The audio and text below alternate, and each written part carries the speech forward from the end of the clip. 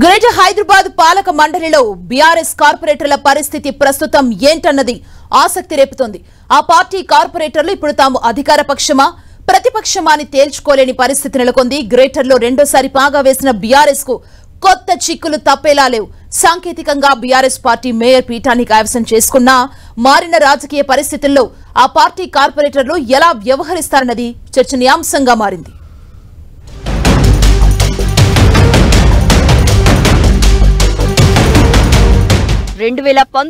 రెండోసారి అధికారం చేపట్టిన గులాబీ పార్టీ తిరిగి హైదరాబాద్ మేయర్ పీఠాన్ని తన ఖాతాలో వేసుకుంది. మొదటిసారి భారీ మెజారిటీతో మేయర్ పదవిని తమ ఖాతాలో వేసుకున్న రెండోసారి మాత్రం గ్రేటర్లో దాదాపు సగం స్థానాలను కోల్పోయింది. అయినా కూడా మెజారిటీ స్థానాలు గెలుచుకుని గ్రేటర్ పీఠంపై గులాబీ జెండా ఎగురవేసింది. మేయర్గా సీనియర్ పొలిటీషియన్ కేకే కూతురు గద్వాల విజయలక్ష్మికి పార్టీ అవకాశం కల్పించింది. ఇక డిప్యూటీ మేయర్గా మోతే శ్రీలతారెడ్డిని ఎంపిక చేసింది గులాబీ పార్టీ.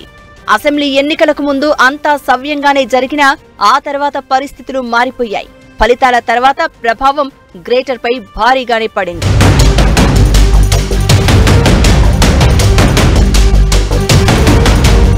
అసెంబ్లీ ఎన్నికల ఫలితాల తర్వాత బీఆర్ఎస్ కు చెందిన మేయర్, డిప్యూటీ మేయర్ కాంగ్రెస్ గూటికి చేరుకున్నారు. వీరితో పాటు మరికొంతమంది కార్పొరేటర్లు కూడా హస్తం గూటికి చేరుకున్నారు. ఎన్నికలకు దాదాపు 2 ఏళ్ల సమయం ఉండడంతో రాబోయే రోజుల్లో మరికొంతమంది కార్పొరేటర్లు కూడా అధికార పార్టీలో చేరే అవకాశం కనిపిస్తోంది. అటు హైదరాబాద్ లో కాంగ్రెస్ పార్టీకి ఒక ఎమ్మెల్యే స్థానం కూడా దక్కకపోవడంతో ఎమ్మెల్యేలను టార్గెట్ చేసి తమ పార్టీలో కలుపుకునేందుకు కాంగ్రెస్ పావులు కదుపుతోంది. దీంతో ఎమ్మెల్యేలు, కార్పొరేటర్లు అధికార పార్టీ టచ్ లోకి వెళ్తే గ్రేటర్ సర్వసభ్య సమావేశాల్లో బీఆర్ఎస్ పాత్ర నామమాత్రంగానే మారిపోయే ఛాన్స్ కనిపిస్తోంది.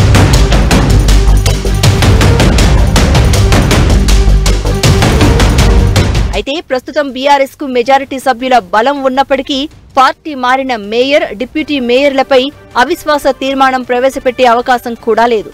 4 ఏళ్ల వరకు అవిశ్వాసం పెట్టే ఛాన్స్ లేకపోవడంతో మరో ఏడాది బీఆర్ఎస్ కార్పొరేటర్లు ప్రస్తుత మేయర్, డిప్యూటీ మేయర్ పైనే ఆధారపడాల్సిన పరిస్థితి ఏర్పడింది. సాంకేతికంగా బీఆర్ఎస్ పార్టీ గ్రేటర్లో అధికార పీఠంపై ఉన్నా దాని ప్రభావం అంతంత మాత్రమే ఉండనుంది. ఇక గ్రేటర్లో చక్రం తిప్పే ఎంఐఎం పార్టీ అధికార పార్టీతో సమన్వయంగా ముందుకు వెళ్తుంది. ఈ కారణంగా బీఆర్ఎస్ ఒంటరిగానే తమ గళాన్ని వినిపించాల్సిన పరిస్థితి నెలకొంది. ప్రస్తుతం గులాబీ పార్టీ కార్పొరేటర్లకు గ్రేటర్ పాలక మండలిలో తాము అధికారమా ప్రతిపక్షమా అని తేల్చుకోలేని పరిస్థితులు ఏర్పడ్డాయి. మరికొద్ది రోజుల్లో జరిగే గ్రేటర్ హైదరాబాద్ పాలక మండలి సర్వసభ్య సమావేశంపై గులాబీ పార్టీ పెద్దలు ఎలాంటి సూచనలు చేస్తారన్న దానిపై ఆ పార్టీ కార్పొరేటర్లు ఎదురు చూస్తున్నారు.